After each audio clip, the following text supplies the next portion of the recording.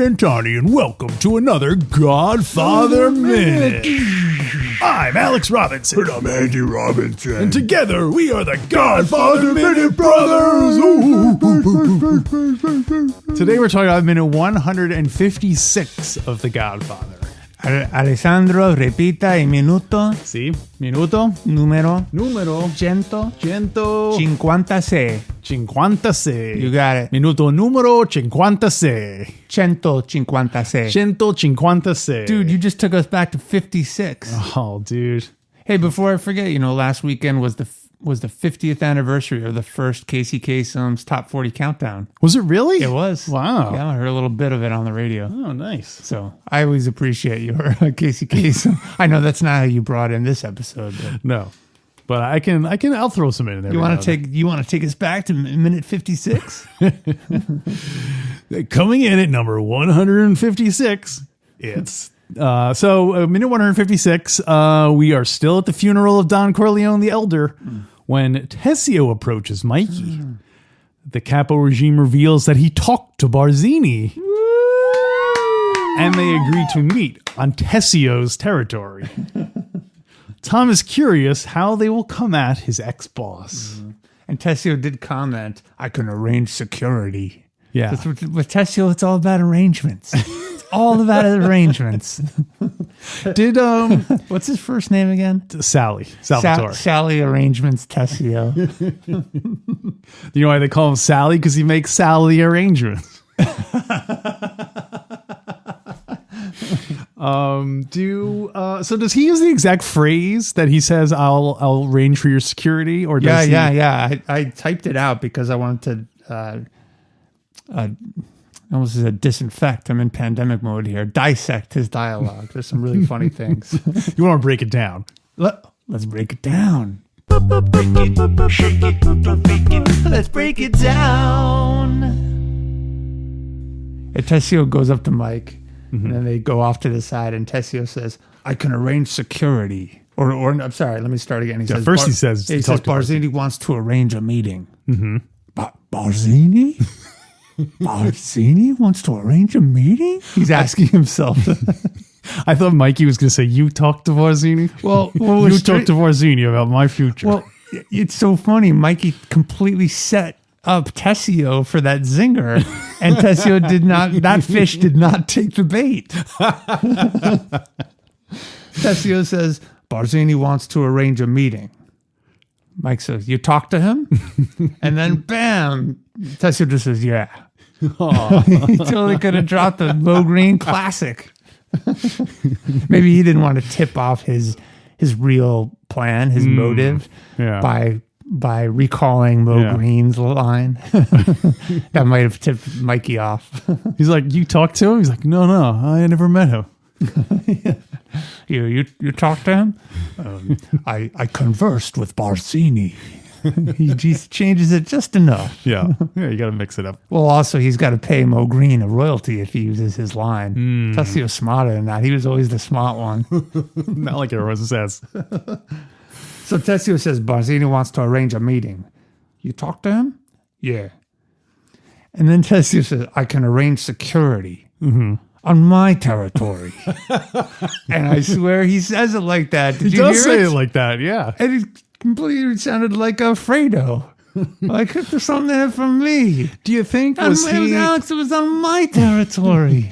So was he? There's two ways I could think of approaching it. One is that Tessio is unconsciously revealing his hand, like it's my territory, like he's like revealing that he's making a claim for it, or like he's just contrasting it with the last time where they had to do that whole thing where they were in the car, going over the bridge and the gun taped to the thing. Like this time he's like, it's on my territory. We can have the gun waiting for you at the table. Barney will have guns taped everywhere. Under the table, in the bathroom, under the toilet. Even hanging on the chain with the old-fashioned toilet. Mikey, you got nothing to worry. It's perfect. They have 15 tape men working the restaurant in Brooklyn. I don't want him coming out with 15 dicks in his hand. Oh, take it easy, Sonny.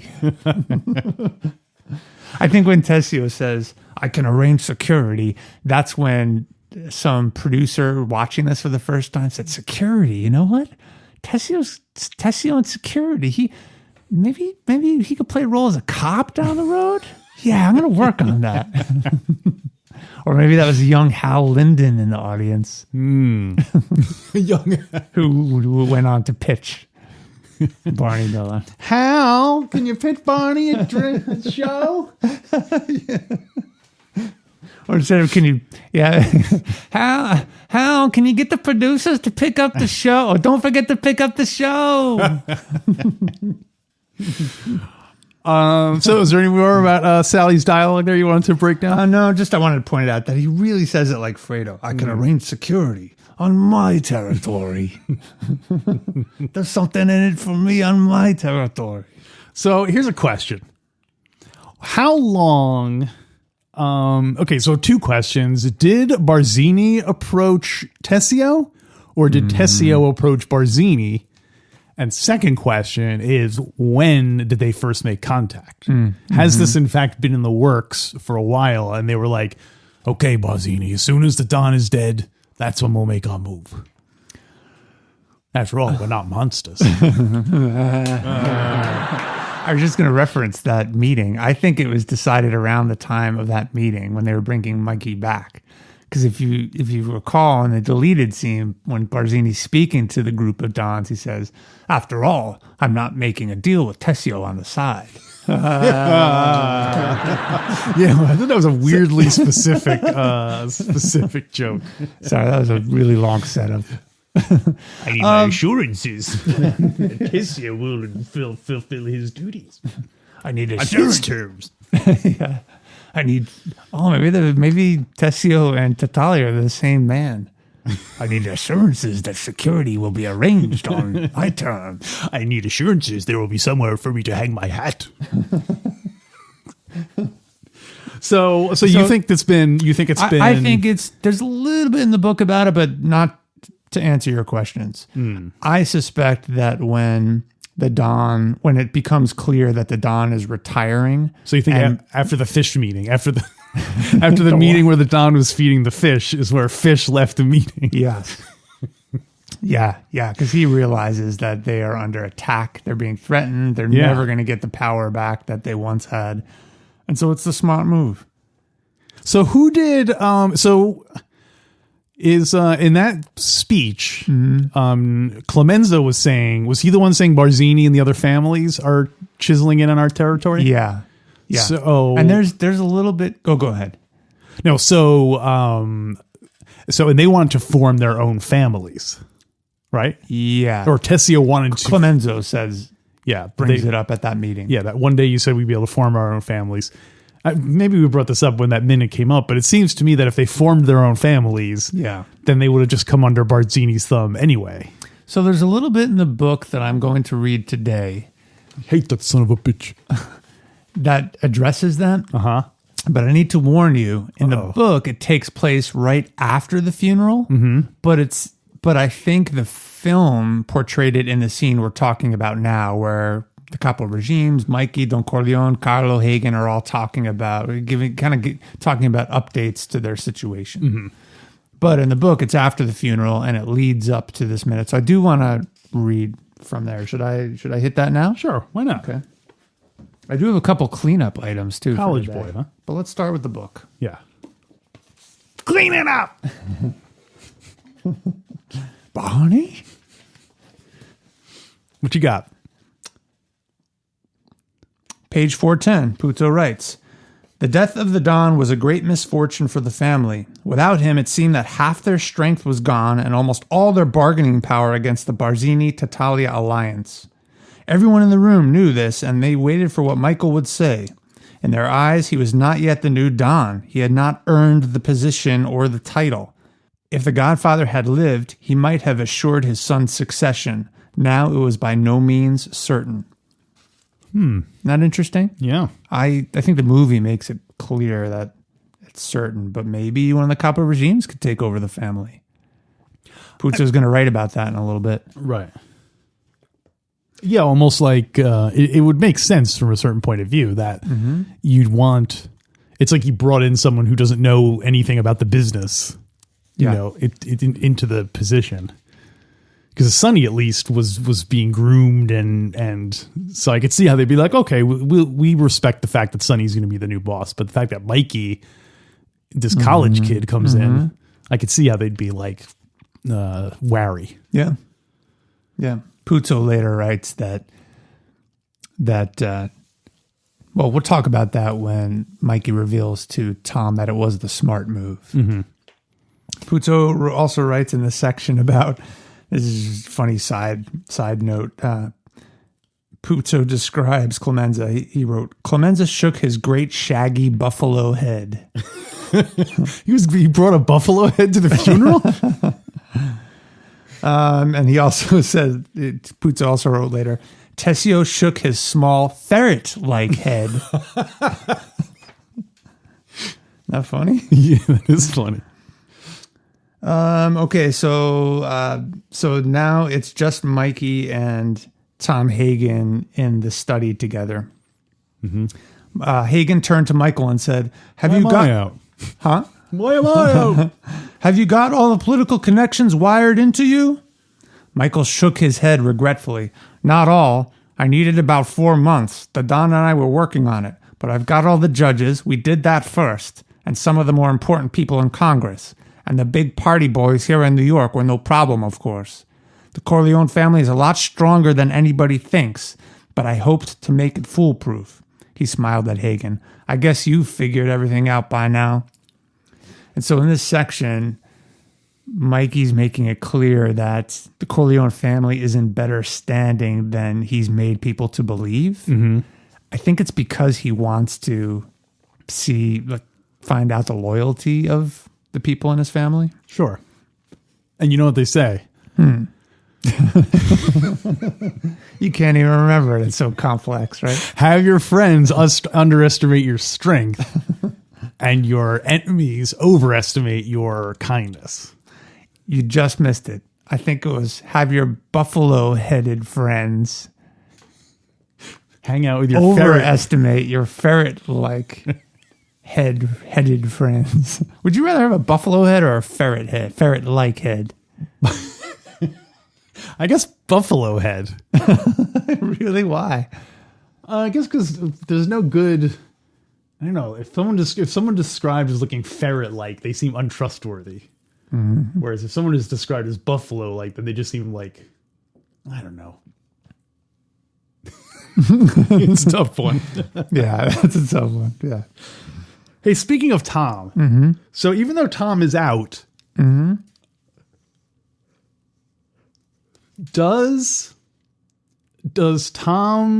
Mikey tell Tom about this plan, or did Tom, as the book say, figure it out? I think Tom figured it out. So if Mikey didn't say, listen, at the funeral, someone's going to come and talk to me. Yes, he does. They do talk about that. Okay, so Tom didn't figure it out just solely based on this interaction. That's correct. They'll well, I think Hagen knows someone's going to betray the family. Does he just know because that's the textbook play, or because he anytime one of the older guys die, anytime any of the mustache Pete's die, I'm not sure. There's probably a struggle to see who's going to take over. So, why should the Corleone family be any different? I think Hagen did figure it out because Puzo writes right after that. So Mikey says, "I guess you figured everything out by now." Hagen nodded. "It wasn't hard, except why you wanted me out of the action. But I put on my Sicilian hat and I finally figured that too." Michael laughed. "The old man said you would, but that's a luxury I can't afford anymore. I need you here, at least for the next few weeks. You better phone Vegas and talk to your wife. Just tell her a few weeks." So I think Hagen did figure it out, but he doesn't know how Mikey plans to find out who the traitor is. Oh, so he doesn't. So Tom doesn't know that that Tessio's the traitor at this point. No, because this is all after the funeral. No, I'm talking about in the movie. In the movie, does Tom, when Tessio comes over and takes Mikey away, and they show Tom watching it? Is Tom thinking, "Oh, he's doing he must be the one that Mikey said," or is he saying, I bet Tessio is going to try to betray Mikey? No, I think at that point Hagen does know, which is the end of this minute. No, he does know, meaning he does know that Tessio now is the traitor. Because Mikey told him? Or because he had figured it out beforehand, but he had figured out that the person who came to him would be the traitor, but he didn't know that it was going to be Tessio. So Tom figured out on his own that someone was going to approach Mikey and try to betray him. Yes. And he's witnessing the moment when it happens. I believe so, yeah. Okay. And then Puzo writes, this is really interesting. Puzo writes, Hagen said musingly, "How do you think they'll come at you?" And I know in the movie we haven't gotten to that yet, but that's the cliffhanger line. Yeah, but this is important background. Michael sighed. "The Don instructed me through somebody close." I think there's a typo. It says Brazini. There's no such name as Brazini. Oh, there's our merch item. "Brazini will set me up through somebody close that supposedly I won't suspect." Hagen smiled at him. Somebody like me?" Michael smiled back. "You're Irish. They won't trust you." "I'm German American," Hagen said. "To them, that's Irish," Michael said. This is interesting. "They won't go to you, and they won't go to Neary because Neary was a cop." Huh. That's interesting. He ends up being the one dressing as a cop. Yeah. In one of the last scenes. "Plus, both of you are too close to me. They can't take that gamble. Rocco Lamponi isn't close enough. No, it will be Clemenza, Tessio, or Carlo Rizzi." Hagen said softly, "I'm betting it's blank." Who do you think he thinks it's going to be, Alan? Carlo. Yeah, Carlo. "We'll see," Michael said. "It won't be long." Interesting that Mikey doesn't even consider Fredo as a potential traitor. Blindsided. Yeah. Yeah, Alex, you never think it's going to be your brother. Never. You can never be betrayed by your brother. It's interesting also, speaking of that, in this scene where Tessio says, "I can arrange the security." And it's interesting contrasting Mikey's response to the betrayal, because basically he's revealing himself as the traitor. And so it's kind of like the scene in GF2 when Fredo reveals himself as the traitor. But I guess in this case, Mikey was he was prepared for the fact that one of these guys was going to be the traitor. It never occurred to him that Fredo would do anything like that. Yeah, yeah. So he handles it very differently. Yeah. When we get to GF2, we'll talk about that. But let me say now that I think Mikey is so. You're right. He's really mad at Fredo because his own brother betrayed him. But I think he's more mad at himself that he didn't see it coming. Because he's so calculated. He's like, how could I have missed this? Of course they would have come through Fredo. Oh, that's interesting. Yeah. Because I could see both ways. I could see it being like he would never think that Fredo would turn on him. Yeah. Like so it never even even if he thought, well, maybe they'll try to get through Fredo, he's like, no, Fredo would never turn on me. So yeah. He broke his heart. Yeah. "Just when I stepped you over, you broke my heart and pulled me back in. Hoo-ah! You can never lose your hoo-ah." Another question. Okay, so sorry to interrupt. So after reading that, I think Hagen did not know it. It was Mikey in the book who explained it to him. Right. That But someone would come. the movie Tom might be different. Yeah, yeah. What's your question? Well, yeah. So because the beginning when Tom's watching, it could be either because he's figuring it out or because Mikey told him, "Hey, someone at the funeral is Pop told me someone's gonna approach me at the funeral." Especially if he's now using Tom as a consigliere again. Yeah. Tom's probably glad to be back in, even if it's just for a couple of weeks. Question. So getting back, so you think Brazini approached Tessio or vice versa? And was Clemenza approached? If Brazini approached Tessio, did he approach Clemenza first? Oh, great question. I I think the book is silent on this. If I had to guess, I would say Tessio approached Brazini. It's the smart move. It's the smart move. He's smarter. Yeah. And also, Clemenza definitely expresses a distaste for Barzini. Yeah, you get the sense that clearly Clemenza is more loyal. Yeah. In the end. Because he's dumber. He's got a buffalo head. He's got a buffalo brain. His wife has to write all his words for him. Yeah. So watch the kids while you're backing out. I want to get there before the end of the month. What month is it? Another question. Leave the where are we at? The cannoli. No, take the cannoli. What did my wife say, Paulie? No, Rocco. So in the book is different than the movie in that the meeting seems to take place at a different time as opposed to the actual funeral. Yes. Because to me, it seems a little inappropriate. I know they're for the sake of economy in the movie, they will have it all happen at the same time. And it's a much more dramatic scene. But it seems inappropriate for Tessio on the day of the father's funeral to be taking Mikey aside and make talking business. I agree, Alex. I have that in my notes, all in caps and highlighted. What do you have all the caps? I wrote kind of ballsy / disrespectful to arrange a business meeting while at the funeral. And it just made me wonder if it was a sign of how nervous Tessio was about it, that he couldn't hold back. He just kind of like, okay, let's set this up as quick as possible because he was it's such a big move that he kind of In the book, Tessio calls Michael after the funeral and delivers that message. Yeah. Or at least we think it's Tessio. Maybe it's Clemenza pretending to be Tessio. Oh, this is Tessio. This is, what's my first name again? Peter Clemenza. Yeah, make sure you give Clemenza a raise in this shakeup. The last thing I wanted to call attention to is our old friend Bonacera shows up. Yes, he's there. In front of the front row center in front of the casket, as he should be.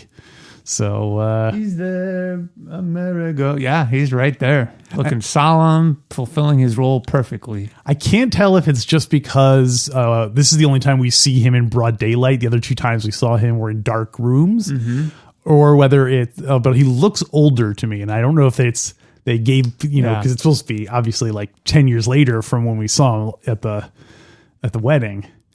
Well, I think all corpse valets, every time they prepare a body to look good, they give a little of their life force, their youth to that body. Sheesh. And he had to do a lot for the Don because he was his most important client. That's a commitment. So he looks a good 6 years older, maybe.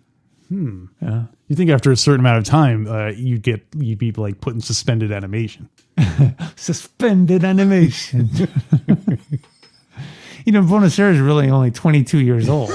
After Sonny, he remember how shot up Sonny was? Oh, yeah, he totally. Aged like 35 years. Just on Sonny. That's what he's saying. Work all your magic. Use all your powers.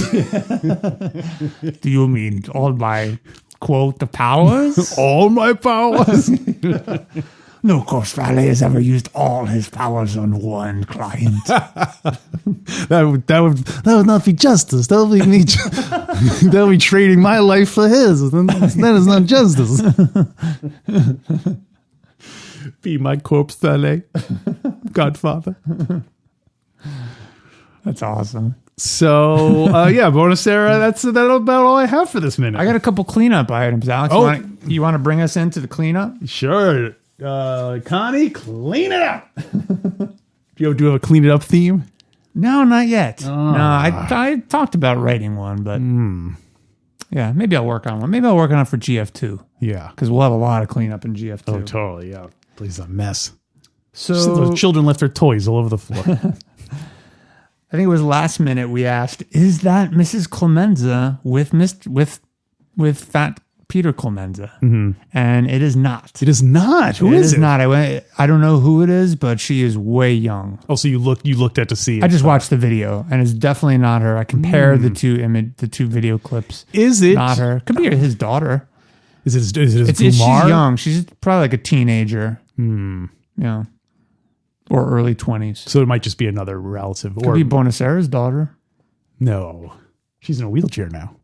She's wheelchair bound. I don't think. Is she really? Yeah. This is years later. Are you making that up? No, she got hit by a car after. Oh. The day she was getting out of the hospital, she got hit by a car. Oh, gosh. And poor Bonacera can only use his powers on the deceased. Otherwise, he would have used his powers to heal her. And when she got hit by the car, it ruined the suspension. Ruined the suspension. That's great. Or I got another cleanup item. Oh, what else you got there? So I have a fun Clean one. it up. So do you recall, this is a few minutes ago, when...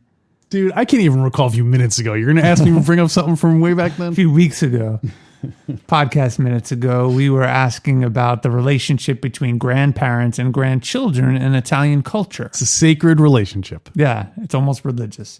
Well, our Latin scholar Peter Carucci sent in a clip giving us a lesson about this. Are you ready? Sure, lesson. Here we go. Hey guys, great to be back. Thanks for having me. How you been? Pretty good. Pretty good. That's great.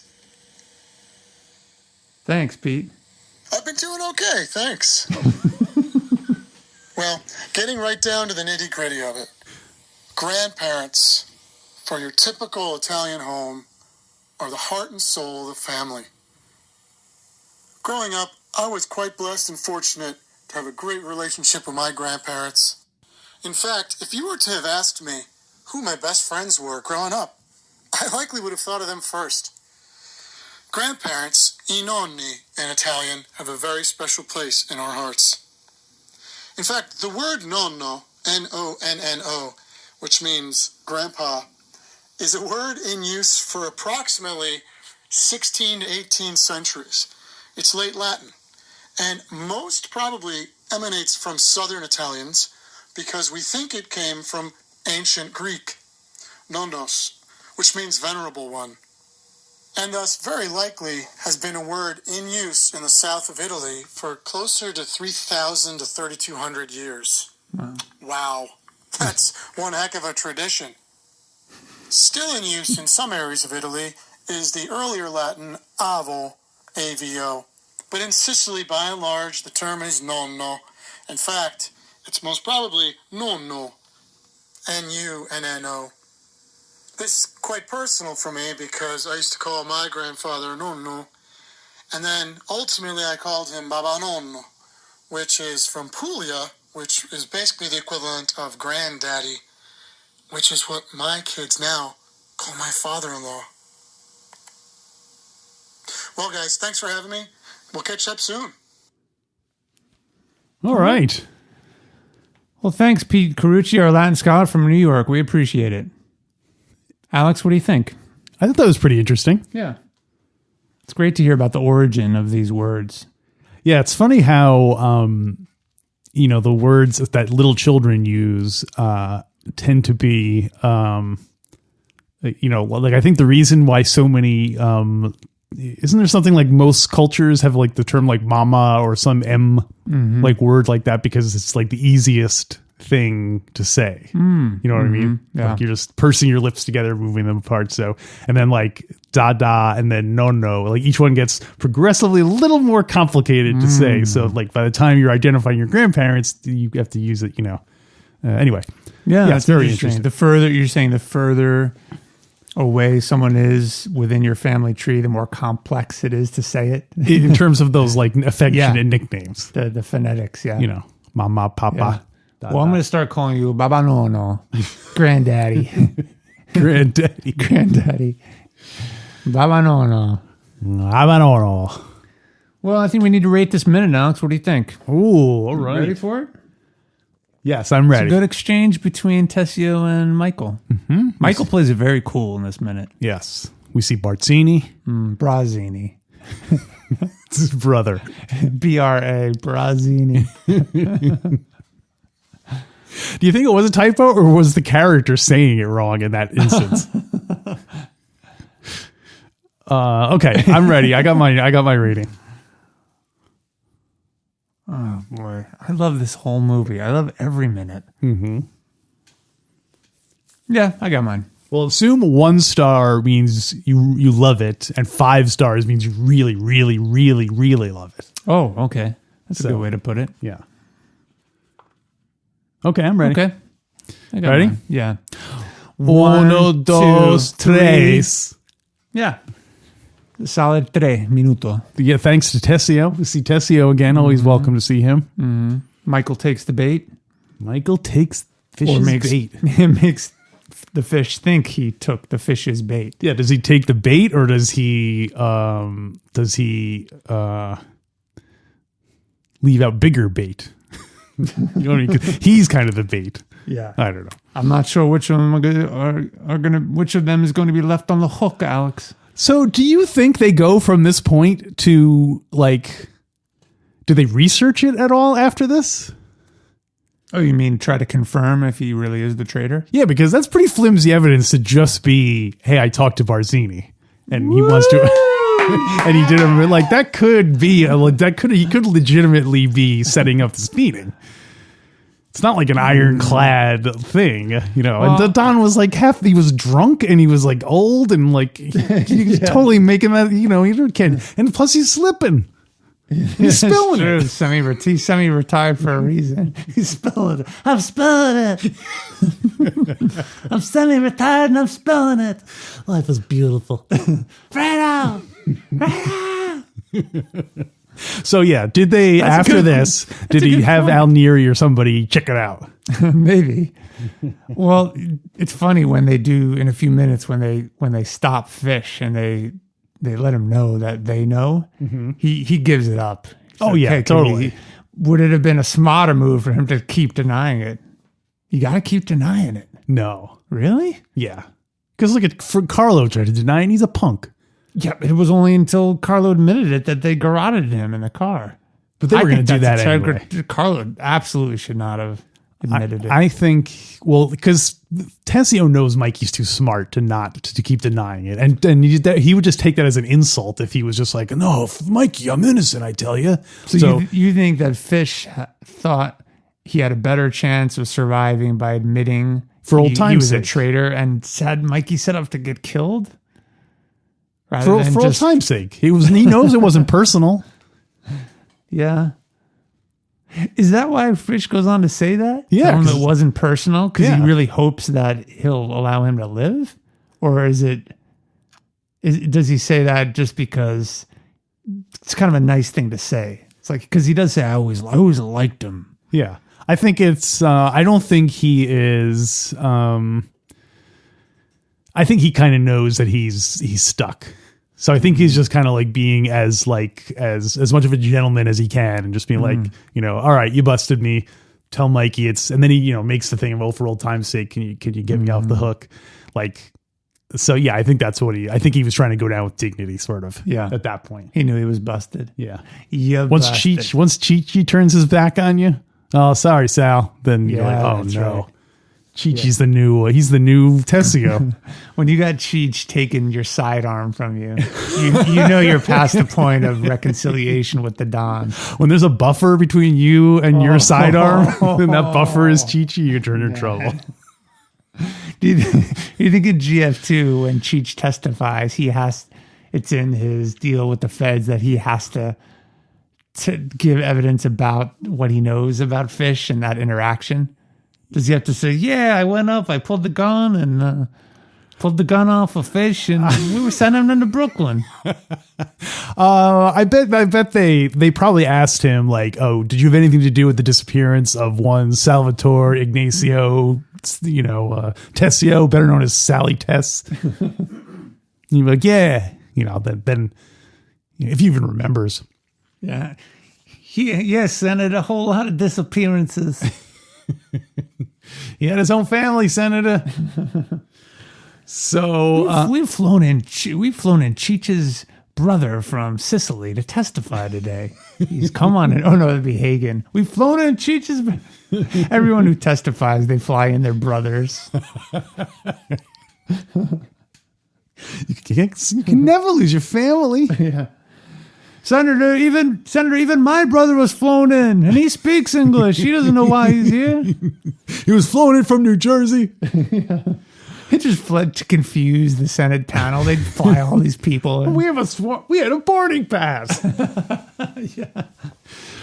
So, let's move on and do some. Let's do some bonus content. Yeah, you got it. Yeah, stick around, folks. We got some great stuff coming up. I have some great Garbage Pail Kids. I we haven't done this in a while. We have someone wrote in for our advice column asking a GF character for some advice. So that'll be Give us a little teaser. Who are they asking? They are asking the titular Godfather himself. Whoa, okay. Good. They're calling him back from the dead to give some advice. Yeah, by that I mean Vito Corleone, not the new Don Corleone. Yeah.